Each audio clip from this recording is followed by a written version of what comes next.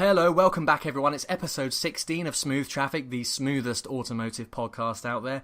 Coming up in this edition, we've got Mercedes E-Class impressions, the Gran Turismo Sport preview, Top Gear impressions, and a fantastic idea from our own Benny Pierce regarding the Tesla Model 3.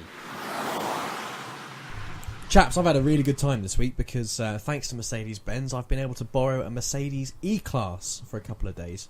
Literally just had it for 48 hours. Yeah, very, very nice car this. Very, very nice. Big, comfortable executive saloon. Particularly interesting for the fact that it's actually semi-autonomous. Ooh. Yeah, and I knew that you would like this, Ben. And I can't believe I didn't text you sooner and tell you about it, but... You've been holding out on me. I've been holding out just for this moment where we record the podcast, but no, it's a semi-autonomous basically. Mercedes are obviously not marketing it as semi-autonomous, but for all intents and purposes, it is semi-autonomous. Radar-guided cruise control, sensors all around the car, traffic sign recognition, adjustable cruise control, that kind of thing, and it drives itself. Only drives itself for about 60 seconds or so, but it's a very good demonstration of what the future's going to be like.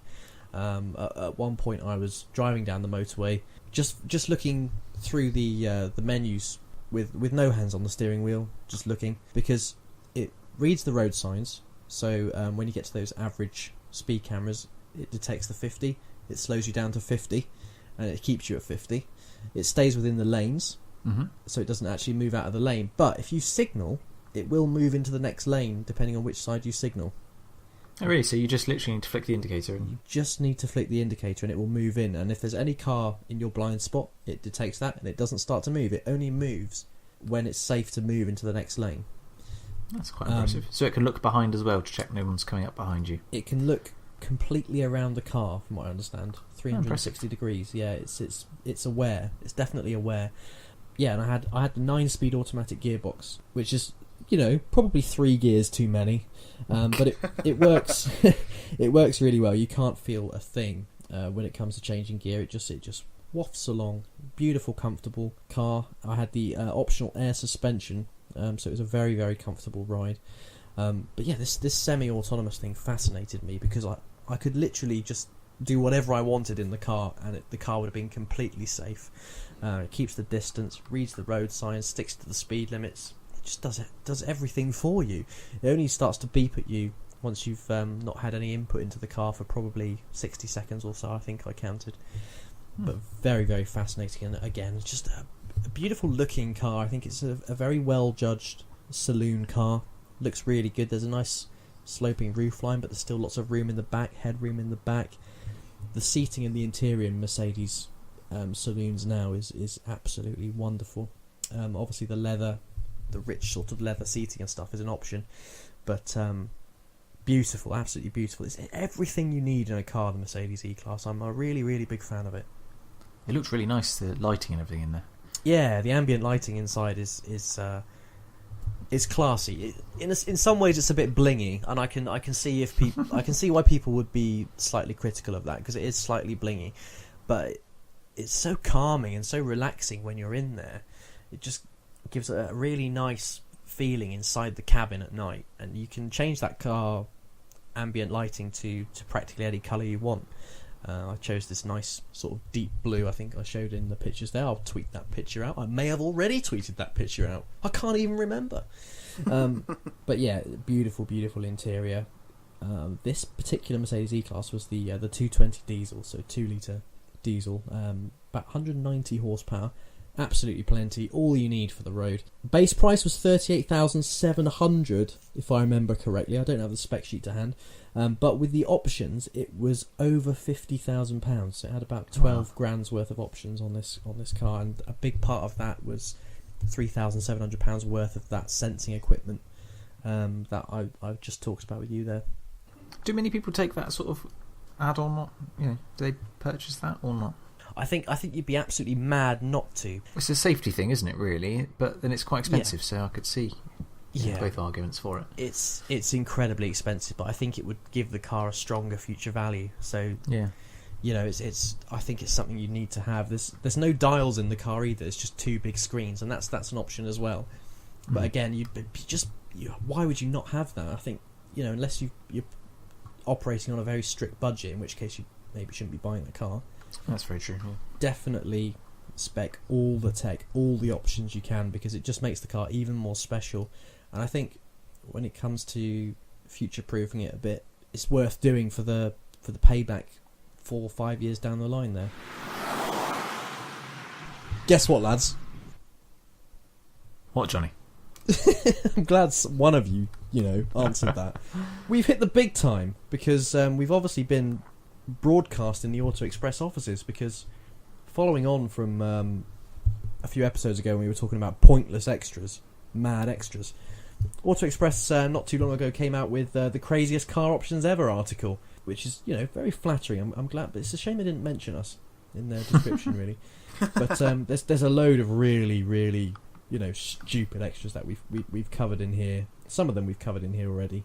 The event seating, for example, and the Bentley clock by Mulliner. Oh yeah, yeah. Which by is Breitling. Worth more than. It's by Breitling, isn't it? Yeah, it is by Breitling. To be on. Yeah. Okay. Oh, I don't speak French, King, but I believe you're right. Yeah, but they've obviously done a bit more research than we did. Fair play to them. They get paid a lot more than we do. Fiat 500L has a Lavazza 500 espresso machine. This is what I'm talking about, lads. Coffee in the car, fresh coffee in the car, brilliant. What could be better than having a flipping espresso in a Fiat as well? Fantastic. 350 quid as an extra though. No thanks, love. I'll buy an espresso machine, thanks. I mean, you can get it for 196 quid. You'll need to plug it into the 12-volt socket. Is that less than an espresso machine? I don't know the price of espresso machines, John. Well, you should do. Everyone else does. Oh well, never mind. Well, that's my favourite pointless option anyway.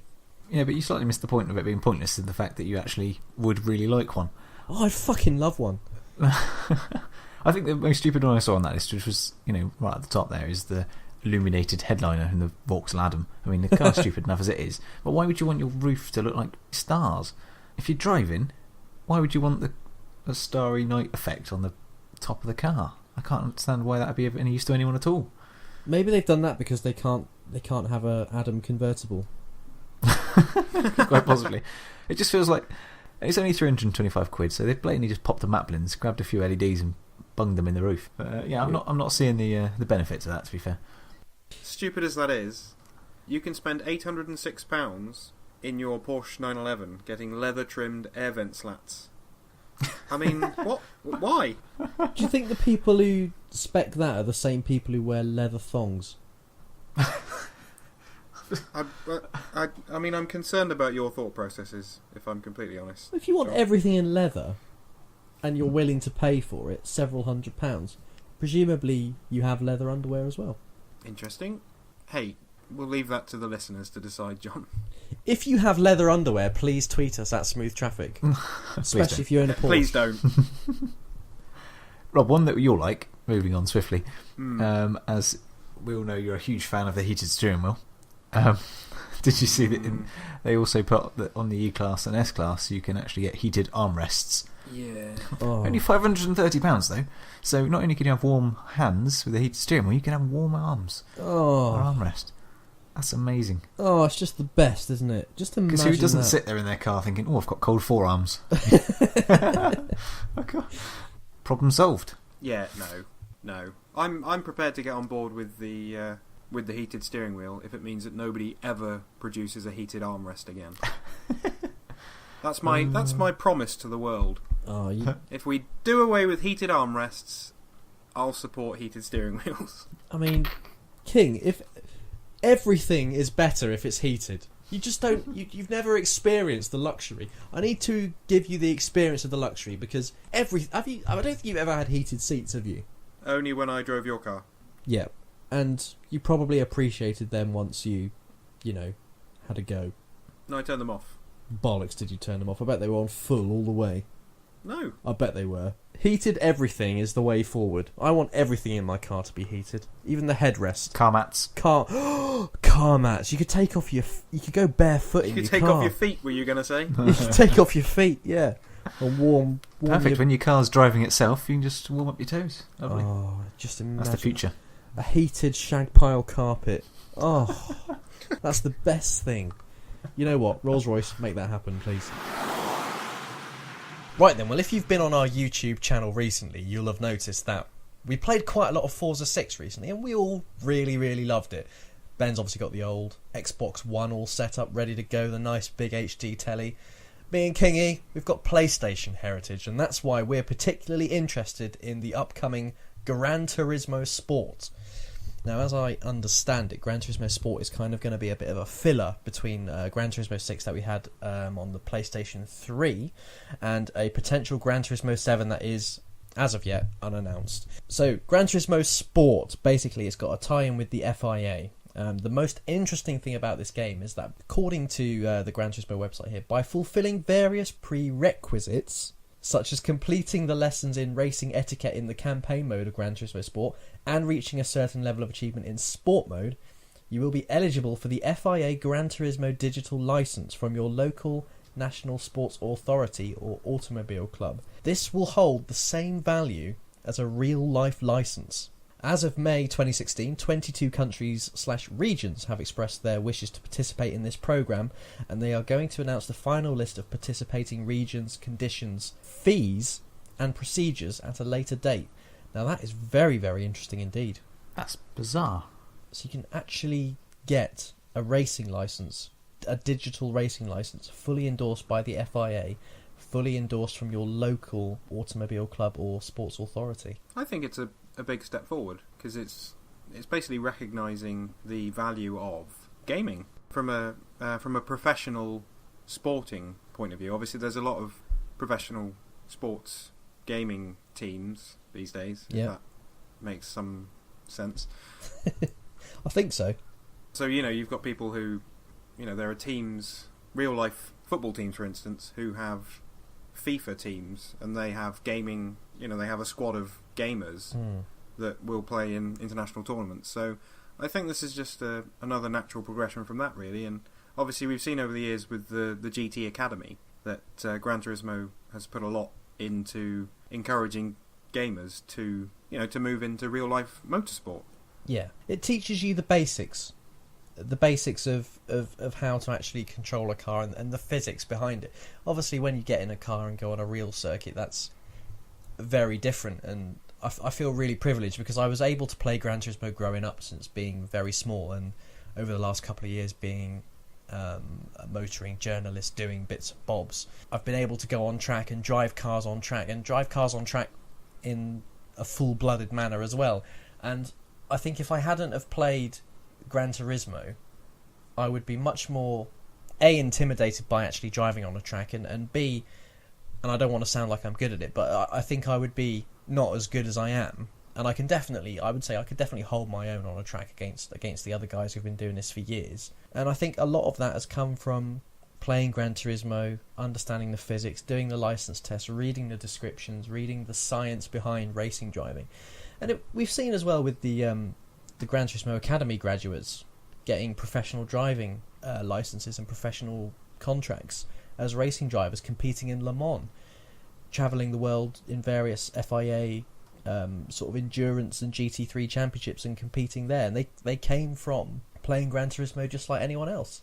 So I think this digital license thing is a really interesting leap forward, and it's going to be interesting to see where it goes, because qualifying for Gran Turismo Academy you had to I think you had to break into the top 25 of times recorded in the GT Academy event, and I managed to get in the top 1,000, and I was really pleased with that because there's quite a lot of people play it, obviously.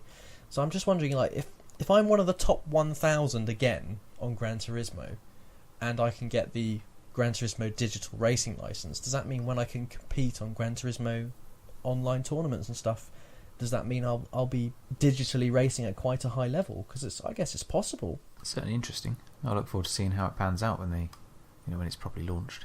I think the etiquette thing's quite good as well, to learn racing etiquette.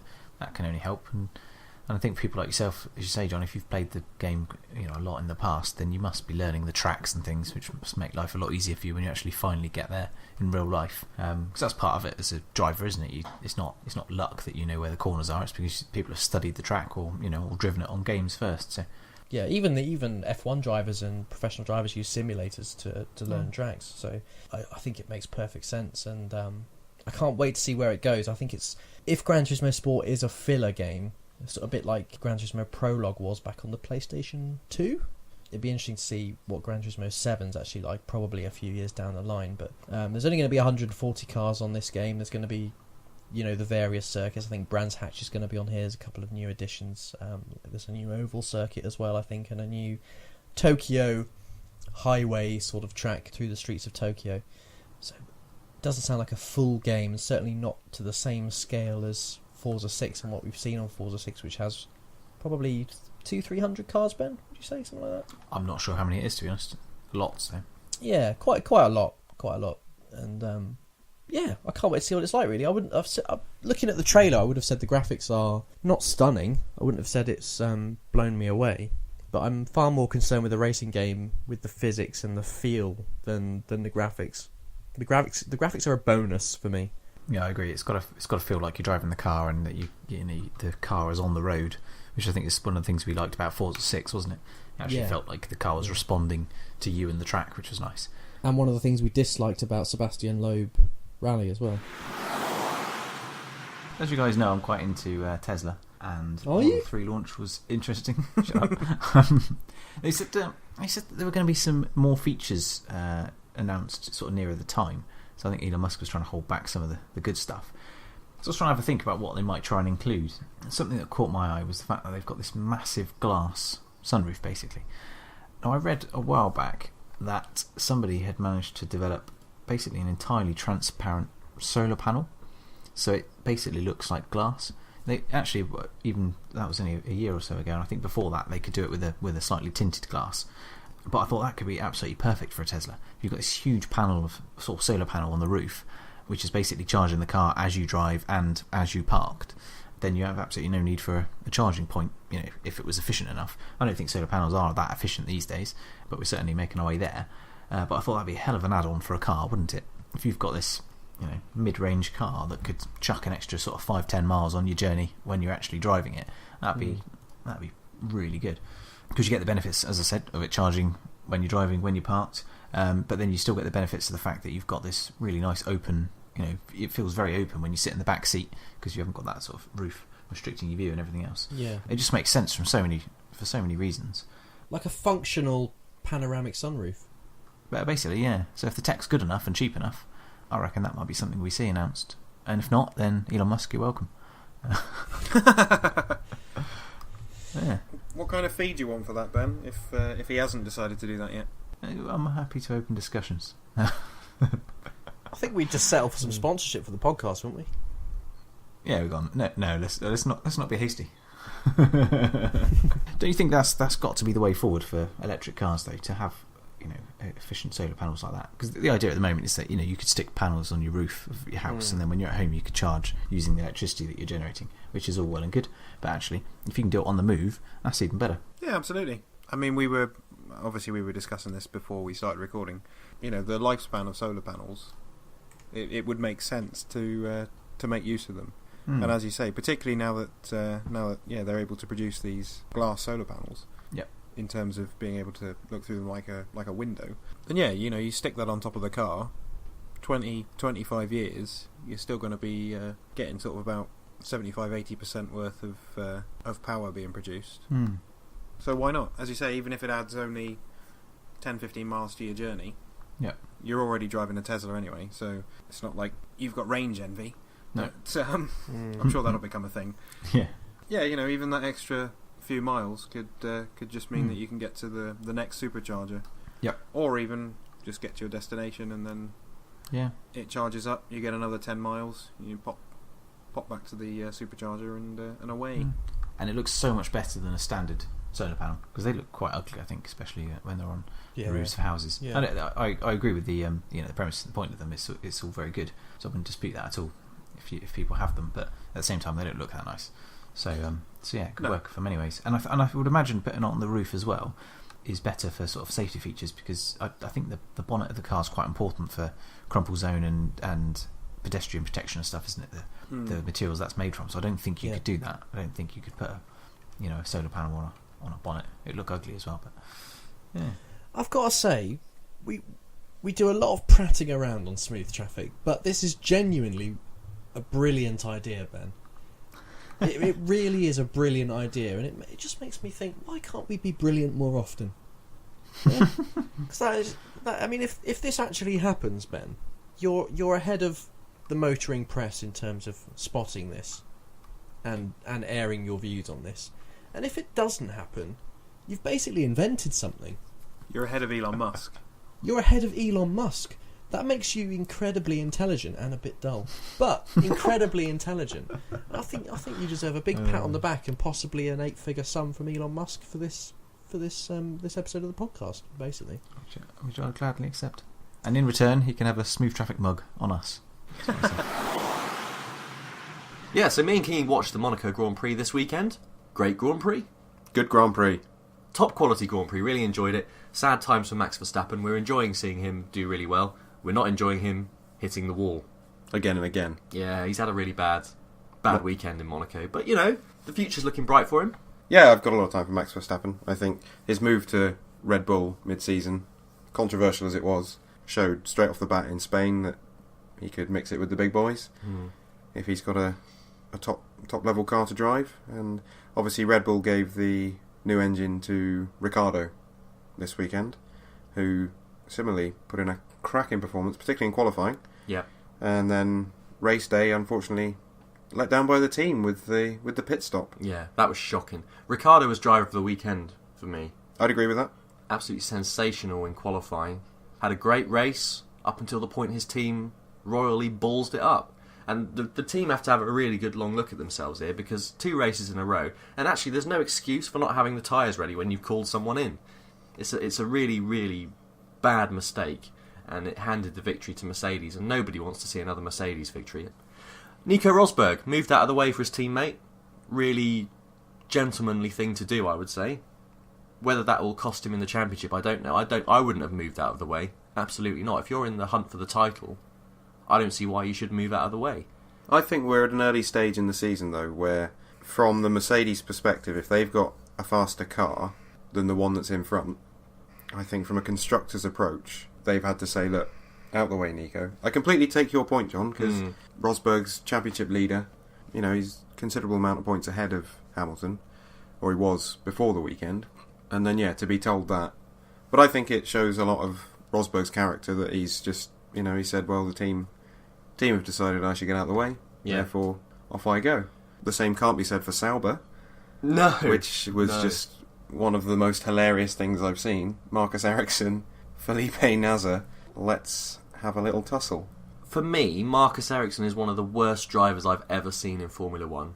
I started saying that a couple of years ago when he was at Crapperham. And he was awful, really, really bad, and he's been really, really bad again this year. And that attempted move up the inside was appalling. But so was Daniel Fiat's move up the inside of that corner as well. That was equally as appalling. So there was a couple of appalling moves in this race, and bad times for Jolyon Palmer as well, getting loose on the start-finish straight and hitting the wall at quite some speed. So hope he's all right. That was a nasty one. Going forwards, then, will Rosberg move over again? Next race, should he get the call? This would be my question from that. If you're taking the approach that the team have said, this is what we're doing for this race, when do you get to the point where you say, well, no, my title hopes are more important to me now? How far into the season do you go? Because if that happens at the next 3 or 4 races, say, obviously every time that Hamilton then goes in front, assuming that it's that way round, it could be the other way round, you don't know, but presuming it's exactly the same as it was at Monaco, Rosberg lets Hamilton through, that's just going to keep chipping away at his points. And in the back of Rosberg's mind, it's got to be there thinking, my title aspirations are promptly going down the toilet here. Yeah. Where do you draw the line? And more interestingly, does Hamilton now owe him one? Because I can't see Hamilton moving over. Interesting question. Does Hamilton owe Ricciardo one? Oh, definitely. Just for cutting the chicane and then moving across in a similar manner that he criticised Rosberg for in Spain. Yeah, I can't see why the stewards haven't punished Hamilton for that, because he missed the corner, he's gone wide at the corner, he's come back onto the track slower, and then he's tried to force Ricciardo into the wall. In any other situation, you have to give the position back if you've overtaken. So if you've conceded the corner there by running wide, you've not gone quicker through that corner. Why are you allowed to then force someone into the wall when they're trying to get past you because you're going slower because you haven't taken the corner properly? That was a baffling decision. I presume they've applied the same logic that they did to the Rosberg-Hamilton incident, in that obviously that was a racing incident. Therefore, for consistency, I presume they've said that that's a racing incident, and I'm okay with that. I think if you're going to apply a consistent level of stewardship, if you're going to provide a consistent level of decision making for these things, then that's fine. I'm absolutely okay with that. Nothing annoys people more than inconsistent decisions in sport. Yeah. So, guess we've got another puncture then. Oh, yeah, for God's sake. 3 punctures in the last 6 months, and I didn't have any for the previous 9 years of my driving life before that. I've no idea what's going on. I've got a theory that run-flat tyres are to blame. I've got a controversial theory that I probably no one from Bridgestone or Firestone will ever talk to me again, but I've got a theory that if you've got run-flat tyres, they make them more puncturable, so you can make use of the run-flat technology. Interesting. Potentially. I've got no time for run-flat tyres. I don't see the appeal. No, they're shite. as soon as I can replace them with tyres that are just normal, I will, because they're noisy, they're too firm, and actually, the last 2 times I had a puncture, I've not been able to go anywhere on them anyway, because it's been pissing out so much air. I've had to call the AA and go, "It's pissing out loads of air, lads. What do I do?" By the way, big thank you to the AA, because they've managed to save me twice in the last 6 months now. And, they're always so good for the bants on Twitter as well. They are. I love the bants with the AA, so thank you, AA, for, getting involved and taking the piss out of me. Just to clarify, Ben and I do not condone the use of the word bants in any way whatsoever. It's very true. Fair enough. Okay, won't use the B word again. So it's definitely the tyres' faults and not the fact that you keep running over nails. No, it's not my fault. Definitely, because I've got a track record in consistent non-puncture years of driving. Good. How many of the punctures were caused by nails that you picked up in the tyre, though, John? All of them. Yeah, see, so you can't necessarily blame the run flats, as much as I'd like to. Now, you do realise this is because you're going to Wix in your BMW. You shouldn't be going to Wix. We've discussed this. You know the drill. The thing is, though, I mean, one of the... I don't know if I tweeted a picture of this at the time or not, but the last puncture before this one was caused by what we think is a farrier's nail. So someone's pissing horse has been on the road again, when horses are completely obsolete. There is no reason to have a horse. Horses are obsolete. We've invented cars now. There's no reason to have a horse. They just eat people's apples, shit everywhere, and leave their shoe nails on the road where I can run them over and cost myself money. I got a question for you there, though, John. Yeah. If horses have no value, then why did you use horses' saddlebags in a recent exciting round of Deadliest Boot Spaces? Because people are still using horses on the road. Well, there we go then. So you've just nullified your own argument. Good day, sir. There's no need for a horse, is there? You like classic cars. It's just like having a really classic car. Oh, I can't believe you've said that, Ben. I can't believe you said that. There's no beautiful wood trim on a horse. I mean, I don't know what to say to that. There's just no need for horses. I don't want to see a horse on the road again. And you always have to slow down to like 5 miles an hour so they don't shit themselves when you drive past as well. I hate horses. They're completely pointless. Absolutely pointless. This has turned into a bit of a rant now. But no, it's ridiculous. I mean, I've been really lucky the last 2 times because I've had 2 nails in the same tyre now. So of the 3 punctures I've had in the 6 months, 2 of them have been in the same tyre, but both wounds to my tyre have been repairable. So they haven't cost me hundreds of pounds like they do most of the time when you have a BMW. They've only cost me about 40 quid in repairs, which is quite good really, but it does mean that one of my tyres has 2 tyre repairs in it now, so I'm just waiting for it to blow up on the motorway and launch me into a field and fire or something. A field full of horses, ironically. So, Top Gear has returned, with Chris Evans, Matt LeBlanc, and a range of other people that we haven't really seen a lot of. Thoughts, gentlemen? It's early stages, I suppose, so it's unfair to be too critical, but unfortunately all I can find myself doing is criticising it. It was just pretty dull, to be honest. It wasn't very entertaining, and then Top Gear's supposed to be entertaining. I mean, TV's supposed to be entertaining, isn't it? Irrespective of whether it's a car show and whether it's got the legacy of Top Gear, I just found it a bit boring. There's just very little point to it. The old Top Gear, as I guess we have to refer to it now, was not actually a car show. It was an entertainment show with a few cars in it. Yeah. Whereas this one fell down on the entertainment side of things, I think, and as a result, wasn't particularly well received. And I think there was a little bit of a lack of chemistry between Evans and LeBlanc, certainly in the first episode as well. But I think the Reliant segment was probably shot quite a long time ago, and maybe they were still sort of getting to know each other at that point, and it's really hard to sort of strike up a chemistry with someone you've only just met, especially when they're from a different culture as well. Yeah, a few of the jokes I think lost on each other, but yeah, they still didn't see any point to that road trip. They're like, as we discussed before, they didn't try to fix the car when it broke. They just went on the motorways and they just drove somewhere. And when they got there, they didn't even really use the cars. I mean, I towed them up the hill at the end, but I just couldn't understand why they were doing it. I'd go along with that. It seemed it was lacking in something really. It was just an excuse to get some Reliance out. And if you're not going to roll a Reliant, what's the point in driving them anyway? And why a Reliant? I don't understand why they chose that car. No.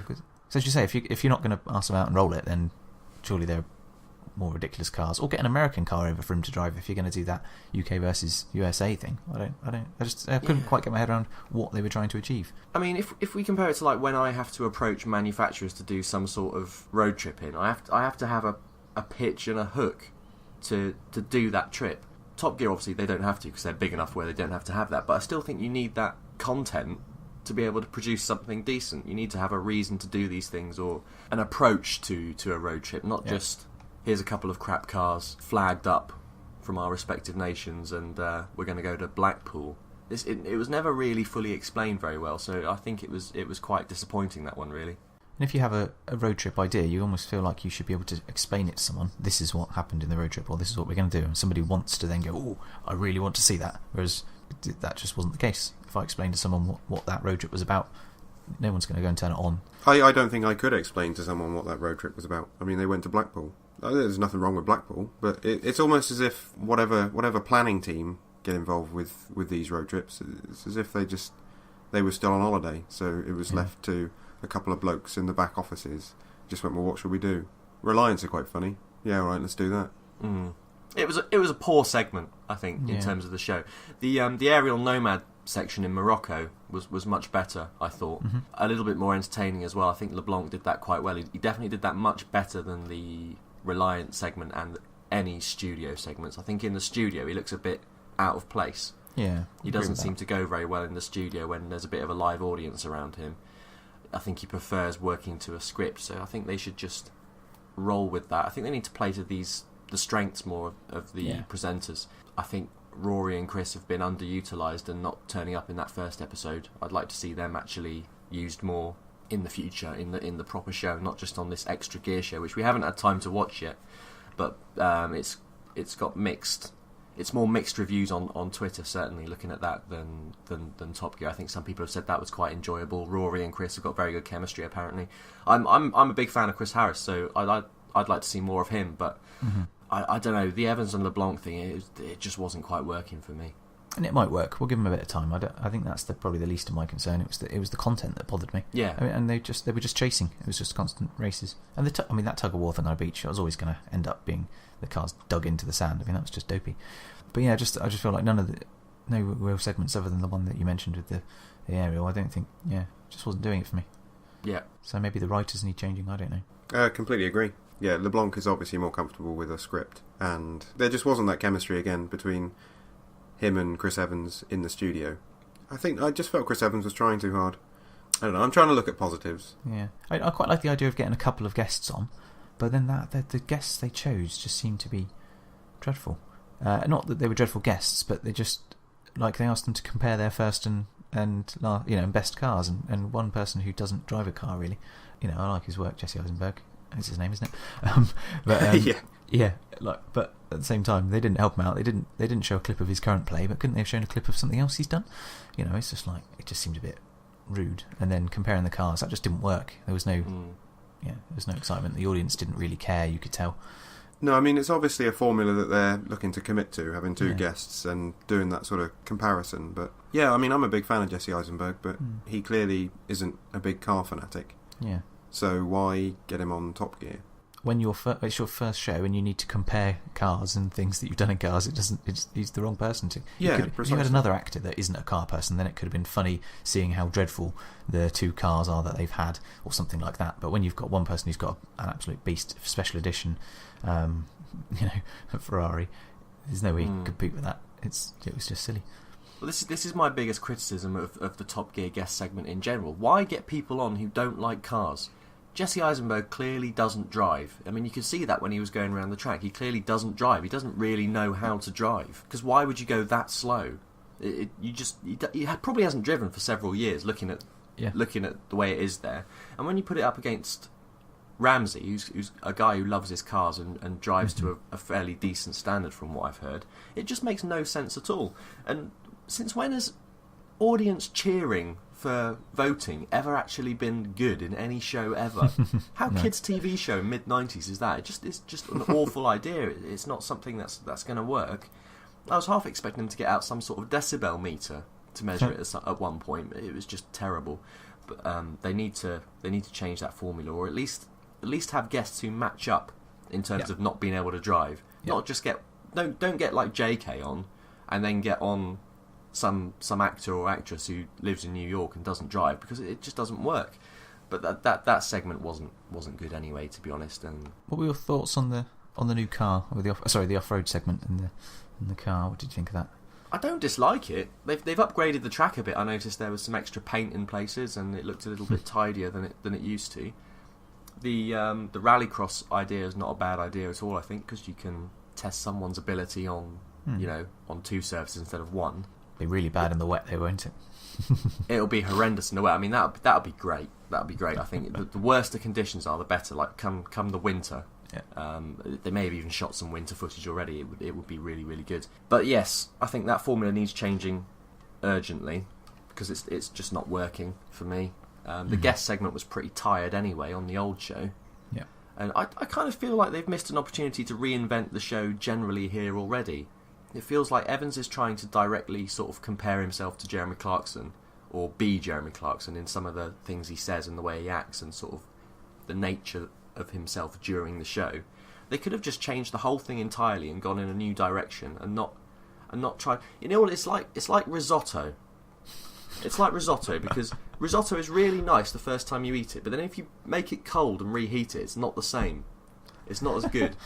It's like a reheated risotto at the moment, whereas they may as well just scrap the rest of it. If you can't eat it, scrap the rest of it, make a new dish. You can't really say much more than that, can you? I mean, I love the risotto comparison. That's just superb, John. Congratulations. Thank you. I'd like to look at positives. So, on the plus side, Matt LeBlanc driving things with a script, smashing. Yep. He can look at the camera and drive at the same time. Yep. Top work. Sabina Schmidt was in it for a bit. She's always good value. Yep. Agreed. They used Danger Zone by Kenny Loggins on the soundtrack. Yep. John Anderson from Gladiators. Oh, John Anderson! What an appearance! That was a real plus point for me. And he had cannons as well. Fantastic. Other than that, I know it's only the first episode, but it almost felt a bit tired. I think a lot of people are just, waiting in the shadows with a knife to cut them down without being cerebral about the criticisms of the show. They're not thinking it through. They're just lashing out, and the result of that is going to mean no more Top Gear. Eventually, if they keep just slashing it down without really thinking about it and offering some sort of constructive criticism to it, it will just get axed eventually, and that's a shame, because I think there's a real opportunity to go in a different direction and not reheat the risotto, so to speak, and they've kind of decided to just be old Top Gear but with new faces, and it just doesn't really work, to be honest. Not for me, not so far anyway, not in episode 1. I look forward to watching the next couple, see how it progresses. Yeah, and we've got to catch Extra Gear as well to give that a go, see what that's like. That might well be very good. We'll have to wait and see. Well, that's the checkered flag for this edition of Smooth Traffic. Catch us soon, because we're going to be doing an SMMT Test Day special about all the cars we managed to drive at the National Journalist Test Day at Millbrook Proving Grounds. Don't forget to tweet us your thoughts, ideas, impressions, anything you want to say to us, at Smooth Traffic. Until then, we'll catch you next time. Keep an eye out for us. Bye for now.